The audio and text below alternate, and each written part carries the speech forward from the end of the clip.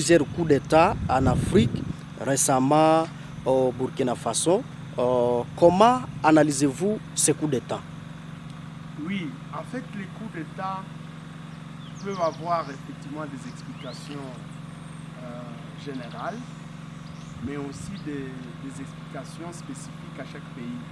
Alors, sur le plan général, il faut dire que ces coups d'État sont dus en fait que les pouvoirs civils qui doivent gouverner, n'est-ce pas, qui sont issus pour la plupart d'élections, ce sont des pouvoirs qui n'ont pas réussi, n'est-ce pas, à contrôler l'armée.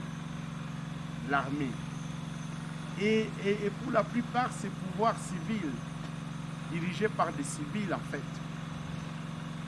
qui succèdent à des régimes parfois militaires, font face au fait que les régimes militaires s'étaient déjà suffisamment organisés, à telle enseigne qu'ils n'acceptaient pas justement que avait déjà constitué en fait une classe un peu des caciques qui parfois n'acceptent pas que le pouvoir est bien aux civils.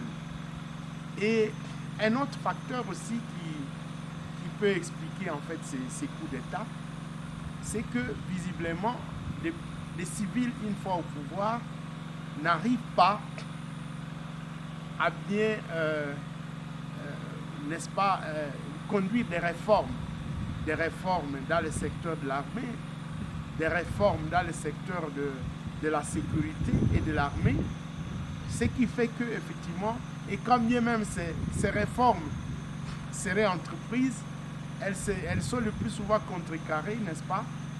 Elles font face à l'insuffisance des moyens et des ressources, et c'est ce qui fait parfois créer un mécontentement dans les camps de la population civile, mais aussi de l'armée qui a, n'est-ce pas, des partisans, qui est partisane à ceux-là qui gouvernaient avant. Et c'est tout ça qui fait que finalement il y a des coups d'État. Mais il ne faut pas oublier une sorte d'effet contagieux en fait, d'effet contagieux, à ce sens que lorsque les militaires apprennent qu'il y a eu un coup d'État, par exemple au Mali, ils peuvent essayer, n'est-ce pas, suite aux médias, de pouvoir se représenter, de pouvoir examiner leur propre situation et estimer qu'ils peuvent faire un coup d'État pour renverser en fait le pouvoir civil. Mais comme nous sommes du point de vue général, des causes générales, on ne peut pas oublier qu'il y a parfois les interventions des puissances extérieures, en fait des personnes extérieures qui tirent les ficelles dans l'ombre et qui peuvent souhaiter à ce qu'il y ait coup d'État pour que ça donne la possibilité à ces puissances occidentales ou à ces personnalités occidentales de pouvoir manipuler les juntes militaires qui seront placées, qui seront donc installées à la suite de ces coups d'État. Et donc, de façon générale, ces coups d'État qui se multiplient en Afrique sont révélateurs de la difficile implémentation de la démocratie en Afrique. Une démocratie qui est occidentale, qui a ses origines en Occident, et qu'on veut implémenter des forces, n'est-ce pas, en Afrique, sans pour autant tenir compte des réalités, n'est-ce pas, de la société africaine. Et un autre facteur non moins important, c'est celui de l'arrimage entre les régimes démocratiques et le développement socio-économique, qui ferait en sorte que la misère, la pauvreté de la population soit, n'est-ce pas, jugulée. On peut faire un constat d'après lequel beaucoup de régimes qui se disent démocratiques ou qui sont issus, n'est-ce pas, d'élections, ne sont pas parfois en mesure de transformer positivement la vie socio-économique de la population. Et dans ces contextes de pauvreté, n'est-ce pas, d'appauvrissement de la population, c'est les nouveaux dirigeants font leur clientèle, s'entourent aussi des personnalités qui leur sont proches et essayent de tirer le maximum des ressources économiques au détriment du reste de la population.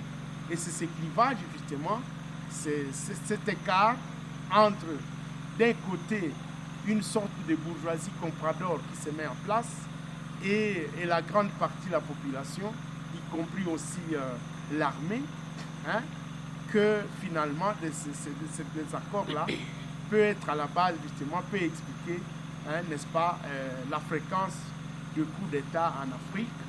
Et une Afrique où un continent où on n'a pas réussi, n'est-ce pas, à faire accepter, à faire et respecter, n'est-ce pas, le pacte de la démocratie et de la bonne gouvernance. Pourtant, beaucoup de pays ont signé, ont adhéré à ce pacte de l'Union africaine.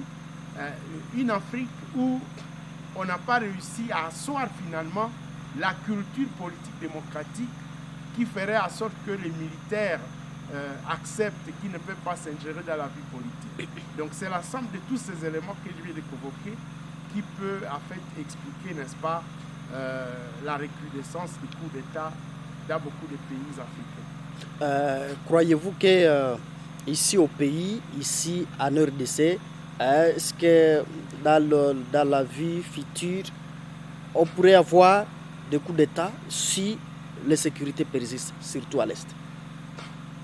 Bon, c'est difficile de prévoir que ça pourrait arriver, mais il faut dire qu'en politique, tout est possible parce que le problème, c'est la considération que parfois les régimes accordent aux militaires. Est-ce que les militaires se sentent satisfaits dans leurs revendications sociales? Est-ce que les militaires font l'objet d'une attention particulière? Est-ce qu'il n'y a pas un écart entre les officiers et les militaires des rangs? C'est autant toutes ces questions en fait qui peuvent justifier en fait, qui peuvent nous aider à répondre en fait à cette question. Parce que en fait, le plus souvent, comme je l'ai dit, les coups d'État partent d'un mécontentement dans les rangs des militaires et des clivages entre la bourgeoisie au pouvoir et le reste de la population, y compris les militaires. Mais aussi, tout dépend également aussi des sollicitations extérieures, parce que c'est rare qu'il y ait un coup d'État qui soit seulement interne, qui ne connaisse pas la participation d'éléments extérieurs ou d'agents extérieurs. Et donc, mais le plus souvent aussi, il y a toujours des incompréhensions sur le plan politique ou une situation politique, je dirais en quelque sorte confisquée, bloquée. Ce sont tous ces éléments justement qui peuvent faire en sorte qu'un coup d'État en fait s'improvise et la RDC n'est pas trop épargnée de ce genre de situation, même si pour le moment il n'y a pas d'éléments probants pouvant vraiment nous permettre de dire avec précision que cela pourrait être possible. Mais la RDC, au regard de cet environnement que je viens de décrire, au regard des facteurs que je viens d'évoquer en général, la RDC ne fait pas exception par rapport à ces facteurs. Et donc, il va falloir que le politique fasse son travail ou essaie de tenir compte des revendications de la population et de l'armée et essaye de répartir équitablement les richesses nationales pour éviter qu'il y ait un fossé grandissant entre les côtés. Une partie de la population, essentiellement constituée donc une partie de la population, mais aussi les militaires et les politiques qui dirigent en fait. Avez-vous un dernier mot, professeur? Bon, le dernier mot, c'est que les coups d'État constituent une leçon pour la plupart des dirigeants qui souhaitent parfois s'éterniser au pouvoir qui souhaitent parfois, n'est-ce pas, briguer plusieurs mandats, ou encore des dirigeants qui, au lendemain des élections, tournent les dos aux promesses qu'ils ont faites à la population. Et c'est de cet écart entre, d'un côté, les promesses et parfois la politique mise en œuvre, que c'est cet écart qui peut justement constituer le terreau pour des coups d'État. Ça peut constituer un terrain favorable pour le coup d'État. C'est pourquoi je me dis qu'il faut que les dirigeants fassent attention à la tenue de leurs promesses, mais également que l'armée ne soit pas clochardisée. Clochardisée à ce sens que lorsqu'on regarde la portion du budget qui est accordée à l'armée dans beaucoup de pays, y compris la RDC, on se rend compte que ce sont des moyens maigres et donc cela peut être, n'est-ce pas, un facteur qui favorise les coups d'État.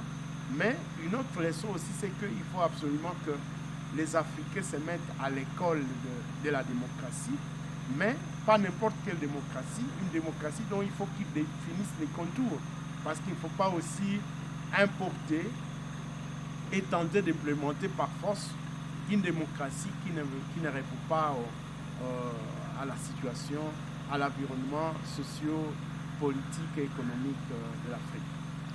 Professeur Augustin, merci. Merci.